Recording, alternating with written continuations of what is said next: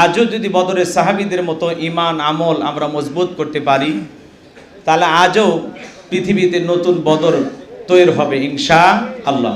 কিন্তু আমাদের ভিতরে অনেক সমস্যা, অনেক ত্রুটি। রমজান আমাদেরকে শিখাইতে আসছেন তাকওয়া, পরহেজগারিতা।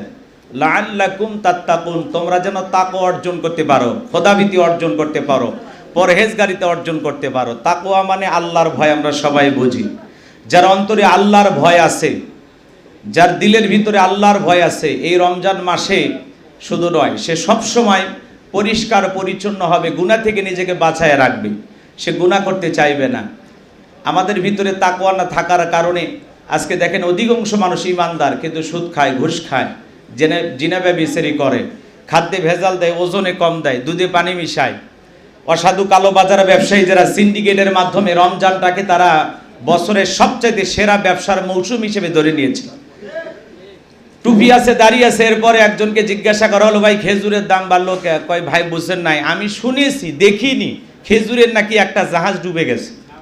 চিন্তা করেন, খেজুরের জাহাজ ডুবে গেছে, এই জন্য খেজুরের দাম বেড়ে গেছে। এই হলো আমাদের তাকওয়ার অবস্থা, এই হলো আমাদের রমজানের অবস্থা। তো যাই হোক, অনেক বক্তা আছেন, দিনের দায়ী আছেন, তারা কথা বলবেন। আমরা এতটুকু বলতে চাই, আল্লাহর এই জমিনে আল্লাহর দিন প্রতিষ্ঠিত না হওয়া পর্যন্ত, কোরআন সুন্নাহর নিয়ম নীতি এই জমিনে চালু না হওয়া পর্যন্ত এই সমাজে এই ধরনের অসাধু ব্যবসায়ীদেরকে থামানো যাবে না, দুর্নীতি ঠেকানো যাবে না, চাঁদাবাজদেরকে থামানো যাবে না।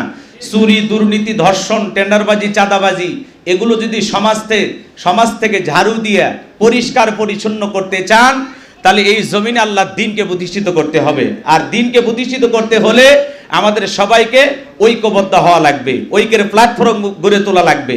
আজকে আমরা ঐক্যবদ্ধ হতে পারি না, অনেক সমস্যা। নির্বাচনের আগে এক শ্রেণীর আমাদের মতো টুপিওয়ালা দাড়িওয়ালা ভাইয়েরা উল্টাপাল্টা কথা বলে। ওই যে কুড়াল চেনেন তো আপনারা সবাই, এই কুড়ালের ভিতরে কিন্তু একটা ছিদ্র থাকে, এই ছিদ্র কিন্তু পূরণ করা হয় বাঁশ দিয়ে। আর ওই বাঁশ দিয়ে ওই ছিদ্র পূরণ করার কারণেই আরও বাঁশঝাড়ের বাঁশ কাটা সম্ভব হয়। এখন বাঁশ যদি বলে ভাই আমারে কাটো কেন, কয় আমি কাটি কি সাধে, তোমারই জাতি ভাই আমার ছিদ্রের ভিতরে ঢুকে থাকার কারণে আমি তোমাদেরকে এইভাবে কাটার সাহস পাচ্ছি।